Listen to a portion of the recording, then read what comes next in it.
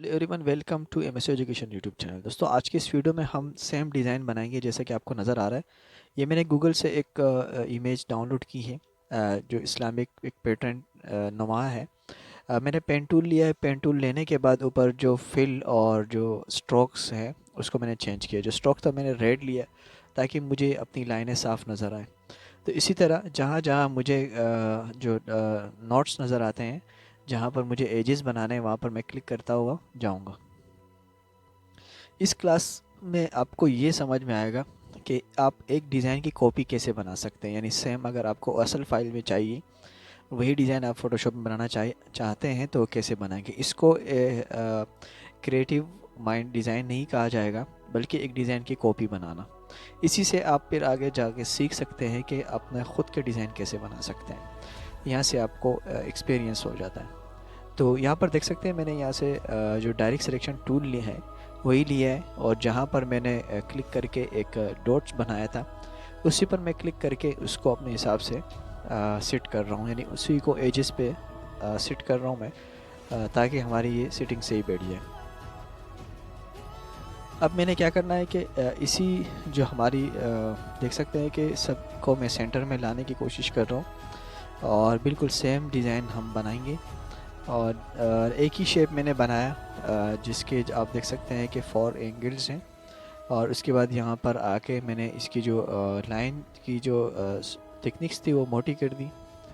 और अब इसकी मैं क्या करूँगा, यहाँ से एक कॉपी लूँगा। ये जो शेप मैंने बनाया नीचे ले जाकर कॉपी बना दी। कंट्रोल टी प्रेस करेंगे और अपना माउस शिफ्ट प्रेस करने के साथ अपने माउस को नीचे की तरफ मैंने ड्रॉ किया तो ये राउंड हो गया। इसी तरह एक और कॉपी लेंगे, वो भी इसी तरह रोटेट कर देना। अब इन तीनों को हमने क्या करना है, कलर चेंज करना है। यहाँ से वाइट कलर कर दूंगा। अब मैंने नीचे अपना वाला डिज़ाइन हाइड किया तो ये आपको नज़र आया कि कैसे बन चुका है। अब मैंने क्या करना है, इन तीनों को मैंने कॉपी लेनी है और इन तीनों को मर्ज शेप करना है। जब ये मर्ज शेप हो जाएगा तो इस पर मैंने फिर कलर फिल करना होगा। जैसे यहाँ पर आऊँगा तो फिल कलर मैंने यहाँ से ब्लू कलर लेना होगा ताकि इसके अंदर का सारा कलर ब्लू हो जाए। और आउटलाइन मैंने ख़त्म कर दिया। अब इसी को मैंने सबसे नीचे ला कर रख दिया। अब मैंने ये देखिए गाइडलाइन ले रहा हूँ, इसका बहुत ज़्यादा फ़ायदा होगा हमें। यहाँ पर जब हम इसके अंदर की जो ग्रीन कलर है, स्काई ब्लू कलर, इसी को हम डिज़ाइन करेंगे अभी। तो देख सकते हैं मैंने अपना जो माउस, आप मेरा देख सकते हैं लेयर पैनल पर जो ब्लू कलर था उसी के ऊपर मैंने शेप 3 के ऊपर मैंने क्लिक करके इसके ऊपर मैंने एक न्यू शेप ली है। अब मैं यहाँ से जैसे मैंने न्यू लेयर लिया है तो अब पेन टूल की मदद से मैं यहाँ पर एक और शेप बनाऊँगा। जो स्काई ब्लू कलर है इसी को मैं यहाँ पर बनाऊँगा। पेन टूल लिया मैंने, यहाँ पर क्लिक कर दिया, फिर यहाँ पर इसी तरह मैंने पूरा जब ये शेप बन जाएगा और उसके बाद मैं फिल कलर लूँगा। यही जो हमारा स्काई ब्लू कलर जो हमारे नीचे वाले डिज़ाइन में फिल कलर में लेना है आपने, ठीक है। ये कलर लिया और अब चूँकि नज़र नहीं आ रहा, लेकिन हम जब ऊपर वाला डिज़ाइन नीचे वाला डिज़ाइन हाइड करेंगे तो ये नज़र आ जाएगा। अब इसी की मैंने कॉपी ली। देखिए गाइडलाइन का फ़ायदा हमारे यहाँ होगा, हमने बीच से सेंटर से इसका जो सेंट्रलाइज था वो उठाया और रोटेट कर रहे हैं तो ये बिल्कुल सेम जगह पर नज़र आ रहा है।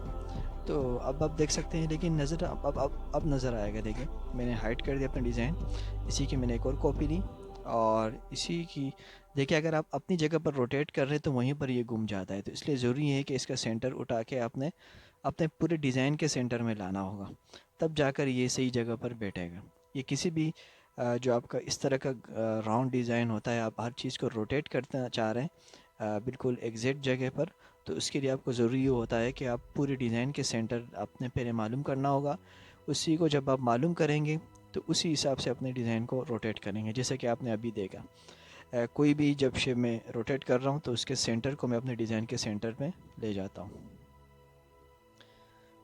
एक और कॉपी ली, हर बार मैं कॉपी ले रहा हूँ। देखें ये चीज़ इलस्ट्रेटर और अगर कोरल ड्रॉ में करना होता है तो वहाँ पर आपने सिर्फ लिखना होता है। जब एक मरतबा कोई चीज़ रोटेट कर दी है उसके बाद आपने ऑटोमेशन होता है वहाँ पर, जबकि फ़ोटोशॉप में हमें इस तरह करना पड़ता है।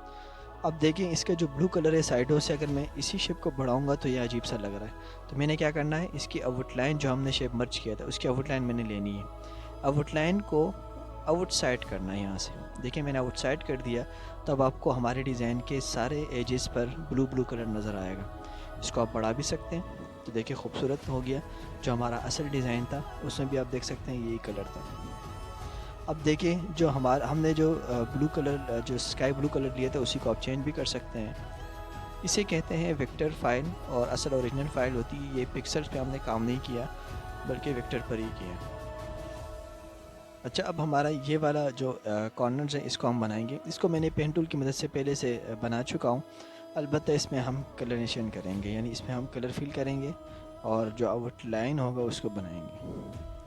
आउटलाइन हमारे ऑरेंज रखा, और इसका जो फिल कलर है वो हमने ब्लू रखना है। तो यहाँ से हम जाएंगे शेप्स वाले ऑप्शन पर, और ये फिल कलर में हमने ब्लू कलर फिल कर दिए। अब देखें वही जो सिलेक्शन टूल है उसी की मदद से मैंने इसके ये वाले एजेस पकड़कर अपने कीबोर्ड से जो एरो का बटन है अप वाला वो प्रेस किए तो ये ऊपर की तरफ गया। अब लेफ़्ट की तरफ मैं इसको खींचूँगा तो ये लेफ़्ट की तरफ जाएगा। तो इसी तरह मैंने इसके जो कॉर्नर्स हैं टॉप और लेफ़्ट साइड पे, तो उसको मैंने छुपाना है। तो अगरचे वो यहाँ पर मौजूद हैं लेकिन हम इस तरह इसको गायब करेंगे। अब देखिए मैंने यहाँ पर पैटर्न अप्लाई किया, और पैटर्न के लिए मैंने एक स्पेशल क्लास बनाई है। आप उसको जाके ज़रूर देखिएगा। ये मेरे पास कुछ पैटर्न रखे हैं। ये पैटर्न मैंने गूगल से डाउनलोड करके फिर इसको ख़ुद से बनाया है और अपने पास महफूज किए। तो ये सारा आप कैसे कर सकते हैं, ये बहुत अहम होता है अपने डिज़ाइन में। तो ये वाली क्लास ज़रूर देखिएगा। नीचे लिंक डिस्क्रिप्शन में होगा या ऊपर आई के बटन पर नज़र आ रहा होगा। नहीं तो आप कमेंट्स करके, मैं पहले कमेंट्स में मेंशन कर दूँगा। अब इसी की मैंने एक कॉपी ली और यहाँ ला के रख दिया। अब इसको हमने यहाँ से फ्री ट्रांसफ़र करना है। फ्री ट्रांसफ़र पाथ पर जाएंगे और हॉरिज़ॉन्टली इसको मैंने ट्रांसफ़र कर दिया, तो ये इस तरह दूसरी तरफ आ चुका है। अब इन दोनों को मैंने कॉपी करके ये लेयर कॉपी लेनी है और नीचे की तरफ मैंने इसको ड्रॉ करना है। अब यहाँ पर इसको ट्रांसफ़र करेंगे लेकिन ये वर्टिकली करेंगे ये। अब इसको थोड़ा सा साइज़ कर देंगे, इसको बड़ा कर देंगे। दोनों को सेलेक्ट करना है ताकि दोनों सेम ही बढ़ जाए। अगर एक को बड़ा करेंगे फिर दूसरे को बड़ा करेंगे तो साइज़ में फ़र्क आएगा। अब देखिए ये राइट वाला तो चुप गया, लेकिन हम इसको देख सकते हैं, हमारे पास मौजूद होता है लेकिन नज़र नहीं आता। ठीक है, अब इसके बाद हमने क्या करना है, नीचे वाली मैंने बॉर्डर बना दिया जो हमारे पास जो शेप था उसी से, उसमें फिल कलर हमने वही ब्लू डाल दिया। अब इसके बाद ये जो हमने सेंटर में जो आपको मेहराब नुमा नज़र आ रहा है इसी को बनाएंगे पेन टूल की मदद से। ठीक है, सबसे टॉप वाली लेयर पर जाएंगे और यहाँ पर हमने न्यू लेयर लेना है। फिर उसके बाद मैंने पेन टूल की मदद से यहाँ क्लिक करना है और इस तरह यहाँ पर क्लिक करना है, यहाँ क्लिक करना है। जहाँ पर आपको पता है कि हमने राउंड बनाना है वहाँ पर क्लिक नहीं करना, बल्कि जहाँ पर आपके एजेस ख़त्म होते हैं वहाँ पर आपने क्लिक करना। इस तरह यहाँ पर क्लिक करना है, नीचे यहाँ पर क्लिक कर दिया तो ये हमारा इस तरह का शेप बन गया। और फिर उसके बाद मैं जाके डायरेक्ट सिलेक्शन टूल लूँगा। ये हमारी डायरेक्ट सिलेक्शन टूल है नीचे शेप, कस्टम शेप के ऊपर, और यहाँ पर राइट क्लिक करके एंकर पॉइंट ऐड करना है और एंकर पॉइंट के सेंटर से पकड़कर आप इस तरह मूव करेंगे तो ये राउंड हो जाएगा। इस तरह यहाँ पर भी मैं इसको थोड़ा स्पीड अप कर रहा हूँ क्योंकि जो काम हमने अभी पहले में किया है वही सारा यहाँ पर करेंगे।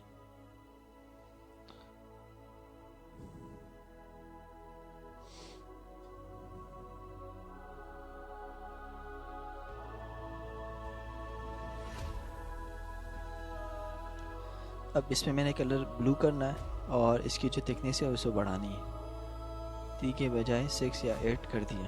तो देख सकते हैं कि हमारा इस तरह का तकरीबन डिज़ाइन तैयार हो चुका है।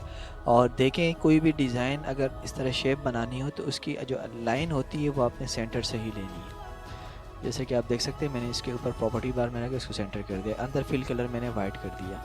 अब देखिए जो हमारा ये वाला डिज़ाइन बन चुका था ना, इसको मैंने हाइड करना है, जो हमारा ओल्ड डिज़ाइन जो हम जिस डिज़ाइन को हम कॉपी कर देते। अब हमने क्या करना है कि जो चीज़ हमने ऊपर टॉप पे लानी है, जैसे कि ये हमारा जो मंडला सा डिज़ाइन बना हुआ है, इसको सबसे टॉप वाले लेयर पे मैं ले जाऊंगा ताकि ये सबसे ऊपर नज़र आए, क्योंकि इसके नीचे हमने एक और डिज़ाइन बनानी है। उसके लिए क्या करना होगा, अच्छा जो फिर ग्राउंड कलर था उसको हमने वाइट फिल करना है। वाइट फिल करने के लिए आप यहाँ पर देख सकते हैं मेरे माउस को मैंने यहाँ से इस तरह कर दिया।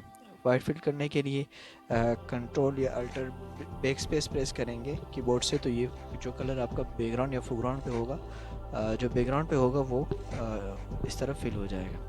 अब इसके बाद इसी शेप की मैंने कॉपी ली और इसकी ओपेसिटी मैंने कम कर दी और अपने हिसाब से इसको छोटा बड़ा करके आपने इस तरह रख देना है। इसकी ओपेसिटी कम करना ज़रूरी होगा ताकि ये नज़र तो आए। और इस तरह जो आउटलाइन थी वो हमने ख़त्म करनी है।